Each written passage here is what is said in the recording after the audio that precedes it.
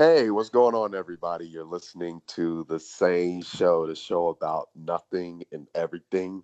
I am your host, Cliff, and today I have a really special guest with us. Today I have joining us tennis agent at IMG, Juan Acuna. How you doing, Juan? Very good, Cliff. Thank you very much for the invitation. I'm very excited to participate and try to share some of my experience with you and your followers. Yes, I really appreciate you coming on the SANE Show and taking time out of your schedule. I know you're probably a busy guy, so it means a lot that It's of course, okay. come You on. can always find time for these great opportunities. So I'm very excited. I'm very happy. Thank you so much. Really quick before I introduce the topics, I like to always take a moment to shout out the listeners. So shout out to all of our listeners in all 50 plus countries around the world. I really appreciate you guys continuing to listen and follow, subscribe, and show your support, sharing the same show and showing all of that great love. Really appreciate it. It means a lot and it's helping elevate the same show platform. And if you're listening and you don't follow the SANE Show already, be sure to check us out on Facebook at the SANE Show. Again, Facebook, the SANE Show. And then you can catch us on Instagram and Twitter at the SANE_show. Again, that's at SANE_show, SANE_show on Instagram and Twitter. Today, I'm really excited about these topics too. We're going to be talking about representing athletes. We're also going to talk about the business of sports. Following that, we're going to have an interview with Juan so the listeners can learn a little bit about you, what you do, and a little bit about your journey as well as a sports agent and your Mhm. time at IMG. Yeah. So let's go ahead and hop right into it with representing athletes. We had a discussion prior to the recording, and one of the things I made note of when I was putting together these topics is the fact that sports agents play a very important role.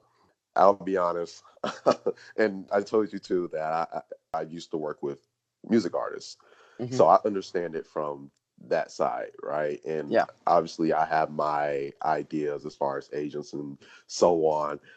And so when I think about sports agents, initially I'm thinking about the agents. They work with athletes, and they're representatives, obviously, especially when it comes to the legal stuff.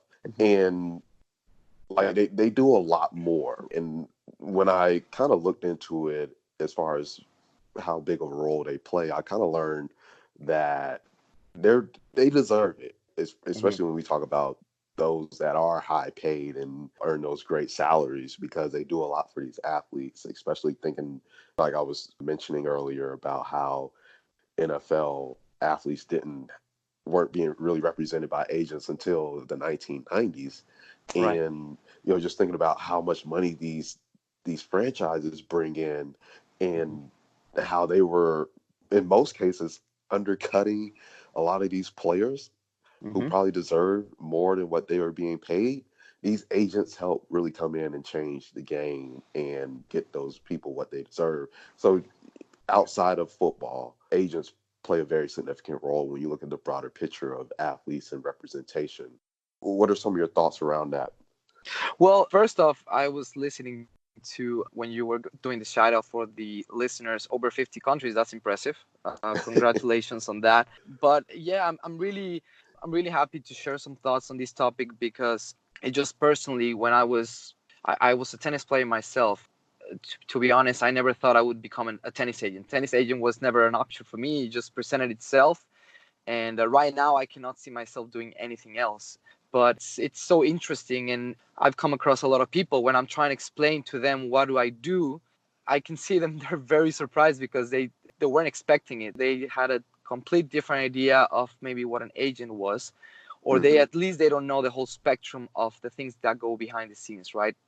The things that we have to see on a day to day. So it's complex, and to share it with people so they can understand it better, so they can not appreciate it better because I know they appreciate it, but it's just understanding.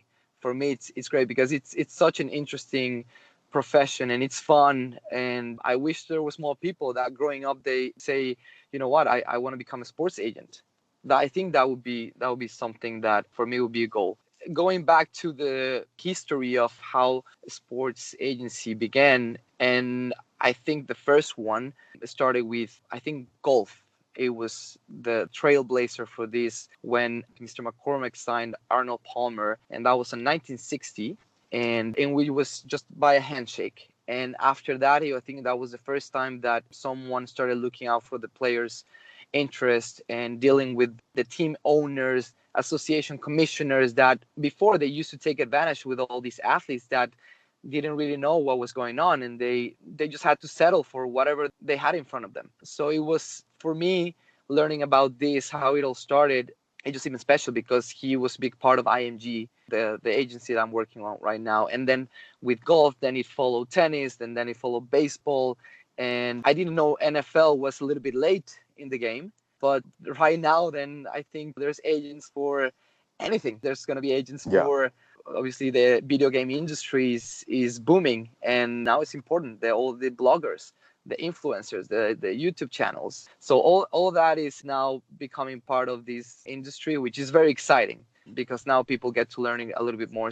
Every sport is different though, so today we're going to learn a little bit more about tennis, and I'm happy to share it from my experience.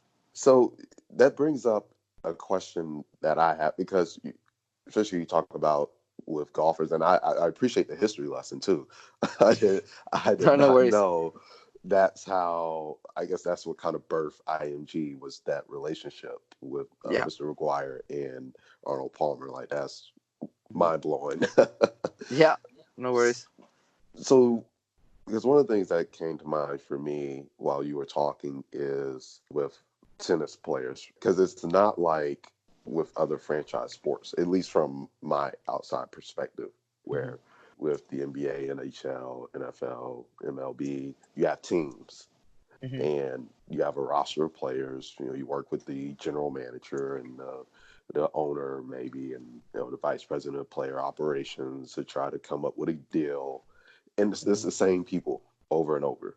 And I know when I think about tennis now, thinking about, like, there's all these different tournaments and different cup, and it's Hmm. not. I guess to me, it doesn't seem as organized. How does that look on that side when it comes to being Hmm. an agent? Like, I guess my question to you is it more complex, or is it more involved, or is there really like some kind of system, I Hmm. guess, where you work with the National Tennis Association Hmm. or whoever that organizes all of these matchups and things of that nature? Yeah, with tennis, it's a little bit different because you end up being both. You end up being the agent and the manager. And sometimes people, they don't know how to differentiate those two terms. In a way, when you talk about music or a different sport, the managers take care more of the day-to-day, the logistics, even the transactions in between the teams. And sometimes the agents, they're more behind the scenes. They look more for the commercial side to grow up the brand.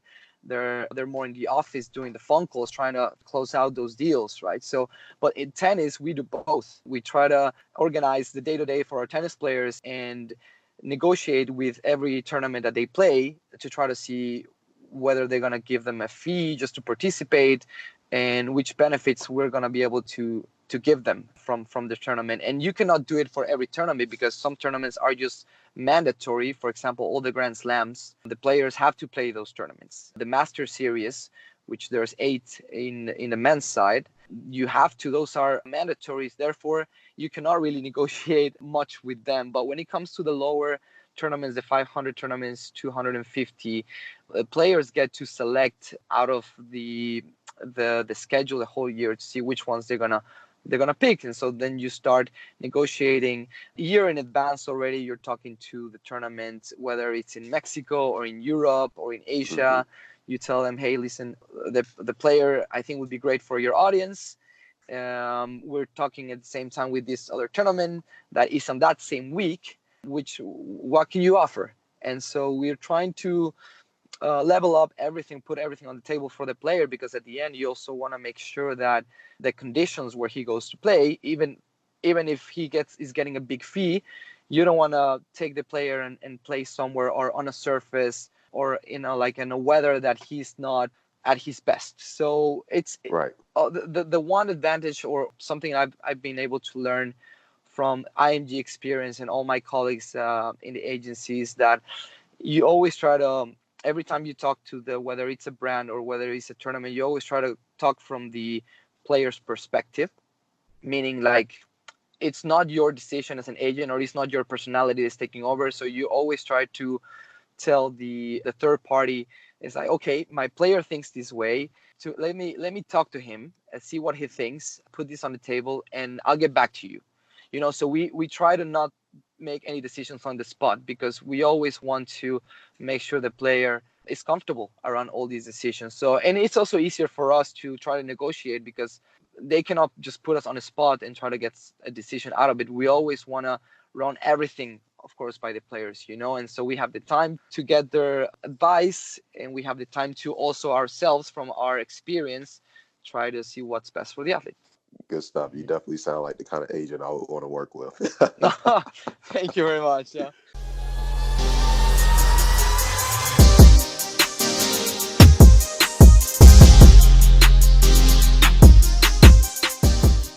All right, we're back. Now we're going to get into our next topic, the business of sports. It's interesting that you were talking about some of the things you had mentioned in the previous segment, and speaking about what agents do, right, and how to grow the brand. And I think that's more important now than ever, because in the world that we live in, sports is going beyond their own arena, like everything else, and getting into other things. Because we talk about, especially video games, clothes, other forms of entertainment, and business, and with athletes, they are growing teams and athletes, leagues, everybody. They're growing their brand. They're growing. They're working to grow their brand and extend their arms into other things. And a big part of that too, athletes being marketable. I'm guessing from your point of view as an agent, right? Is that something that is becoming a growing trend when agents seek out Yeah, athletes 100%. now? It's very, very important. And starting with, just let's begin with the country, right? Like, where do you come from, and who do you play for, right? Like, what's that flag that you represent every day on the court? Because that alone is just going to give you, or put you on a different level of opportunity than the rest of the players. For a tennis player, you get an advantage when you represent a country that has a Grand Slam, or is just big in tennis, right? Or they have a bunch of tournaments, because that means that the country, you have the culture, you have the fans, you have the people, you have the brands that they're already like engaged in the sport. So just for example, if you're from London, if you're from the UK, then you definitely have a different appeal to the brands, and therefore you are more sought by the agencies to be represented, because there's going to be a better opportunity to bring opportunities and to create income. So it's a very important aspect for us in the recruiting process. We, at the end, okay, we also look for the story behind the players, and we look for the personalities. But if you can combine all these and add the fact that you're maybe from Asia, because as you know, Asian market is booming as well. Every sports team, every tournament, there's a lot of investment going on, whether in Japan or in China. So that it all plays a little role in the recruitment process, and it makes a big difference when it comes to an athlete doing well and being financially successful. So it is very interesting. Before, the performance, the results would be enough to get the attraction of the brands, but today you have more things that you need to be aware of, including social media. If you're an athlete that does well, but you do not have that personality to have an Instagram, or you don't have a big following, then there alone you're already on a bad start. I can tell you many examples, but I always imagine this myself when I'm talking to a brand trying to sell an athlete. The first thing they're looking at is the social media. Like, we're on the phone and we're talking about such athlete, and as we're talking on the phone, he's checking out the Instagram, he's checking the the platforms. And you could tell that right there at that moment, he already made a decision. Like, is the Right. conversation worth it? Because, okay, yeah, the athlete has a big following and Right. it looks interesting. And even though the athlete might be very good and have all the results, but if you didn't have that, then that's it. You already lost in that conversation. It's pretty I can interesting think of a how. number of athletes that, Right, like, why did you do that? You're right. making your agent's job harder. It's funny you say that though when you bring up the social media, because one of my friends actually just is going to start working with a marketing agency down in Miami, and they're working with Rock Nation Sports. They're going to start Hmm. working with them to help manage the social media for these new recruits Yeah. that they're going to bring. And it just kind of had me like, wow, that's Hmm. really a big deal now. Yeah. To not only to monitor, but to also help them develop some sort of presence, Hmm. because Exactly. that stuff helps when we talk about, again, the marketability of the athlete and being able to grow their brand and get endorsements. And now you made me think of something when you were talking about, as far as athletes, international athletes, Hmm. Yeah. because what that made me think about were our sports that are international or have more popularity or are bigger on the international scale. So mainly soccer, Hmm. tennis, and maybe even like baseball, right? Because I think about, as far as athletes from the U.S., right? You have Hmm. some really great athletes that from the U.S. that play those sports as well. But Hmm. oftentimes, when there's a conversation being had around some of those sports, a lot of it's dominated by athletes who are from other countries. Like when we say tennis, when we talk about tennis, one of the names that comes to mind often is, oh my goodness, is it Rafael Nadal? Yeah, you got it. Yeah, okay, Okay. okay. Yes. Um, that's one of the most popular players in tennis. That Hmm. isn't, because I guess I'm just thinking about it in comparison to the Hmm. U.S. But I mean, but when you say that, I mean, IMG U.S. company, but again, I'm pretty sure you guys have a lot of athletes on the roster that aren't Hmm. from the U.S. in various sports, and Hmm. but again, they're marketable. And so when you said what you said, as far as what country, what flag they represent, and Hmm. also their story, and on top of the sport that they play, Hmm. yeah, Yeah. like I would definitely want to go to Italy, Argentina, or Finland to try to find a great athlete to Hmm. represent, that's really good at their sport, and can really represent their country well. So Yeah. you bring up some really interesting points when you said what you said. Being that we're in the age that we're in now, on top of everything else that we were talking about, as far as this growth and this, again, athletes expanding their brand, reaching beyond sport, obviously it's becoming an increasingly more important priority for agents. It's almost like it gives you, not saying that agents didn't really serve a purpose before all of this stuff, but it's like it kind of gives you guys more to do, right? Yeah. Like, you guys really get to show your stuff, and really get to sink your teeth into all of these opportunities, because like you said, agents do a lot. You guys can do a lot of people, they look at agents and they just, especially because one of the things I know we didn't touch on in the previous segment, but I'll bring up now, is as far as how Hollywood takes and glamorize being an agent. Again, having done it from experience myself, there's a lot of things that agents do that people don't see, and they just think of agents as the guys going out here and doing the negotiations, basically Right. like being just a lawyer, right? I Hmm. want to read the contract, make sure everything falls in line with Right. what my client wants, and if it doesn't, we'll negotiate. If it does, okay, cool, we'll sign on a dotted line. I'm done here. Keep it moving. But no, it's a lot more than that. And Yeah. with everything that's going on with athletes looking to expand their brand, go beyond sports, and getting their hands into other things, and getting those endorsement deals and things of that nature, it requires an agent to be able to help do all of that stuff. Right. Because, But sorry go to ahead. interrupt, but if I can just jump in, it's important that perhaps people see that there's always this lead agent behind a talent or an athlete, but there's more behind it. There's a really big team around these athletes, especially today. When you mentioned that there's now a lot more that it comes into play when we have to try to appeal for a brand.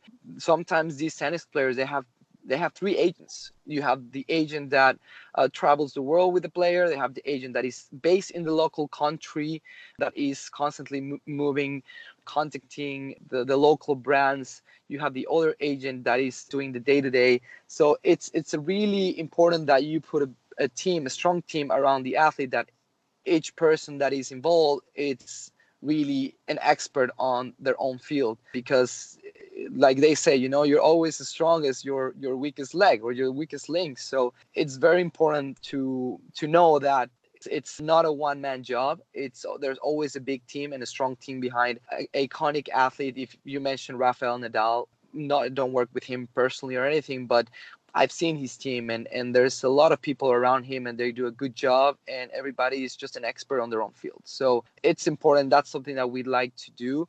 And at the end, we don't like to take the credit, because again, we're just doing a little small piece of what it takes to bring someone up and really protects an athlete.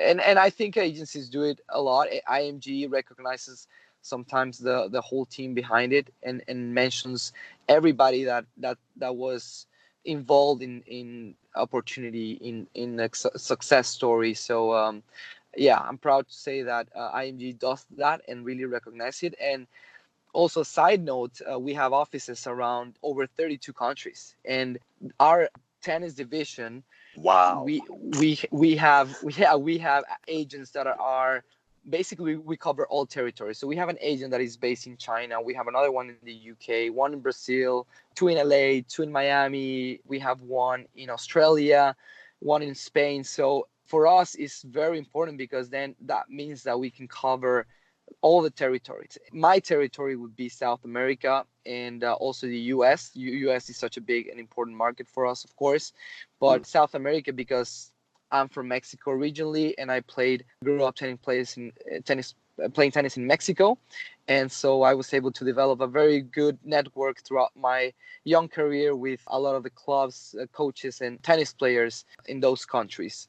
So I think that's the one thing that I really wanted to emphasize, just for people to realize that it's a whole army that goes behind this, especially the already established players. When you work with a younger player that is just coming up, transitioning, yeah, it's fine. You don't need to have 5 people around them. You want to advise them. You want to give them the motivation, the experience. But at that time, it's all about development. They need to develop, because then if they don't make it, then there's no point of everything else. So it's very interesting, and I really enjoy working with the younger athletes too. Every stage of an athlete in the tennis career, it's different, and it's fun, and it's interesting. Wow. Thank you for that insight. No worries.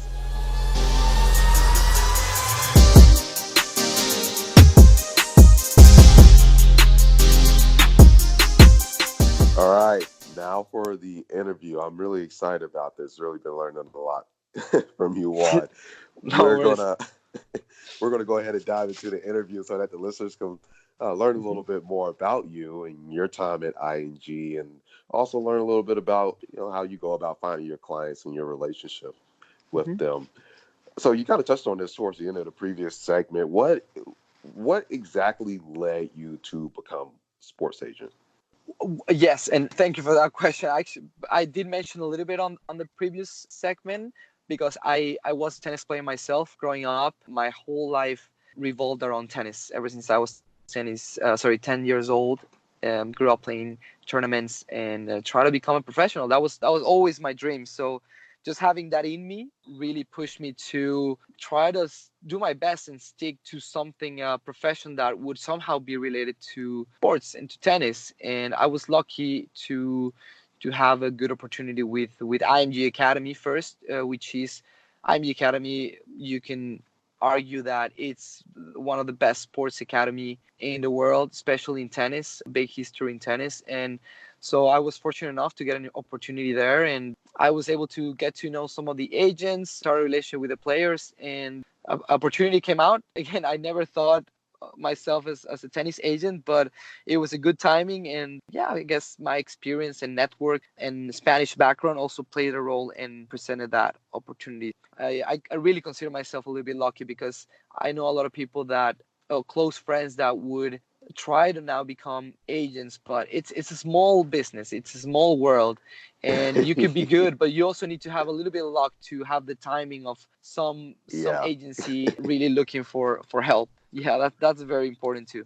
Yeah, it's a tight knit group. It is. I could definitely attest to that from my experience as well. So you spoke highly of them, and so I know this is going to you're going to have some great things to say. So give us a little bit of insight as to what's been your experience with IMG. Yeah. Well, as mentioned, I mean, it all started with IMG, right? With Mark McCormack, starting with his client Arnold Palmer. That was in 1960, and then the rest is history. Now it's become a powerhouse. Tennis is always been a forte of IMG. My own experience trying to develop as an agent, you start as an assistant, right? So you have this already established agent, a senior agent that is your mentor. You get to play with the most well-known and respected agencies in the tennis industry. Hmm. And perhaps some of them, they're no longer with IMG, but they all went through IMG. Some agents, they went out of IMG with some of the players to create their own thing, but at the end, they started IMG and they went through the system. So just the experience that you have, the know-how, resources that you can absorb from such agency are just key for your development as an agent. When you have a very strong tennis agent team covering all the regions like I just described around the world, and also we have a great leader right now. We're led by Max Eisenbert, who is the longtime agent of Maria Sharapova and Lina. And Oh ever wow. since he took over, one of his goals was to create a more unity within the team, a lot of teamwork in our division, and I'm proud to say that he's really achieved that. Oh, you don't Um, hear that a lot at agencies. no, not a lot. And he's such an experienced agent, and even himself, he recognized that at some point he was a little bit selfish with his own clients, and he had a big client, so he forgot sometimes about his colleagues and maybe how he could help some of his colleagues. So this has brought just a different atmosphere in our team, and it only makes us stronger, to be honest, because perhaps I'm based in Miami, but one of my clients would be traveling to Spain, and he's playing a tournament in Spain, and I can call my colleague that it's there, and he'll take over my client as his client, and he'll look out for him, and if there's an opportunity, he'll be happy to explore it and to look out for now the best interest of my client per se. But at the end, we're a team, and the clients are represented by IMG. They're not represented by Juan Acuna, for example. So that's something that it's very important to really remind yourself, because at the end, a team, we're a division, and if one of our agents is killing it, then it looks good on everybody else. That's good. I love that whole mantra of being a team. That really speaks volumes to me. Again, knowing how the agency business can be, that really says a lot about how you guys function as an organization. Yeah. So, for you, how do you go about finding your clients? There's always different angles that you can try to focus on to find the talents, but you want to start early. You want to try to find them at that early age, so you can get the opportunity to build a relationship with the players, right? But it's very easy to determine today what are the best junior tournaments in the world. They're very prestigious, they're very well known. So there's 5 or 6 around the world that that all the best tennis players, the young ones, even on a 12 years old, 14 years old, they're going to be there. So you want to make sure that you're there. And then you watch them, and whoever you like, if you see the personality, if they represent that interesting country, you start balancing everything. How's the family? Who's the decision maker? And then you put all in a balance, and then you start talking to the family, talking to the players, getting to know them. There's so much that also can go wrong from 12 years old to 18 years old, right? So you Oh don't want yeah. to just go on and sign a 12-year-old tennis player unless you're Hmm. 100% sure that he has that team around him already. But if you don't know, then you need to be a little bit careful, because you need to stay close and really observe his environment, because he could be the best, the strongest tennis player, but if he's not well surrounded, even the parents, sometimes the parents could be a little bit destructive to the player's career. That all plays a role, and that's why it's important to, if you want to avoid the circus of having to fight against all the other agencies to try to get the attention of the player when he's already like established and well known, you better go and start finding them at this age when you get to build a relationship. And at the end, people are loyal and they're going to stick to you if you've been with them throughout the career before they were even good. That's really good insight too. So when it comes to you and your clients, how would you describe your relationship with the clients you currently work with now? I think it's good. It, it's interesting because it depends the culture they're from, right? It depends where they're Okay. from. Myself being from Mexico, Latin America, they have a different way of interacting. I have a player from Colombia, so when it comes to going there and interacting with the family, you're part of the family. They want you close. They see you, they hug you, they want you as part of the family. At the same time, I'm dealing with clients from Japan. It's a different culture, right? It's a little bit more, not Yeah. distant, but not in a bad way. It's more, yeah, you want to have your distance, right? You want to give them this respect, Hmm. give them a little bit just acknowledge where they come from, and respect all the customs, right? They wouldn't be comfortable if I just go and hug the, let's say, grandma at at the dinner or something. It could look bad, to be honest. Even when you're doing business with different cultures, it's very important that you try to understand first the culture, where they come from, because that could be a deal breaker if you're not respectful to that. So I think one of my virtues and strengths is being able to really identify these angles that are crucial for the athlete to respect and to be able to feel comfortable around me. I overthink a lot, and for some things that's not that great, but for other things it's good. You don't really end up messing up or saying something that you shouldn't have done it, because it's just not adequate for that person or that culture. So I'm confident to say my relationships are strong with each one of them, and also their personalities can be different. Some of them they're shy, some of them they like to talk and they call you to even just tell you about the day or about that breakup, and you just got to be there. But there's some others that they don't really want to share that with you, so you just need to understand where each one of them come from, their personalities, and try to mold yourself towards what they need without changing your identity, of course. Like, Right. because they can, a player can really sense when someone is just being genuine or when you're faking it, and when you're just not really being yourself. It's another area that I really love, just getting close to the client, the athlete. But you always have to remember that at the end, they're your clients first and friends. They're first your clients and above everything else. And there's always going to have to be that respect and that boundary to really make it work. That is really interesting stuff, and that's great stuff too. That really is. That Right. it also speaks to the kind of person that you are. So it definitely, Appreciate from it. what I'm hearing, definitely sounds like you're going about it the right way. From my experience, that's pretty much the approach I like to take as well, and definitely Hmm. understanding that that relationship Hmm. is critical. Hmm. So making sure that there's that mutual level of respect and Yeah, all that kind exactly. of good stuff. So that was great. I really enjoyed having you on. Really great conversation. I Great. think the listeners definitely got a lot out of this one. So, No worries. you And there's a lot more to talk about, but we could definitely do in a oh different yeah, occasion. you're definitely going to Yeah, have you back on in the I'd future. love to keep That's for talking sure. about it.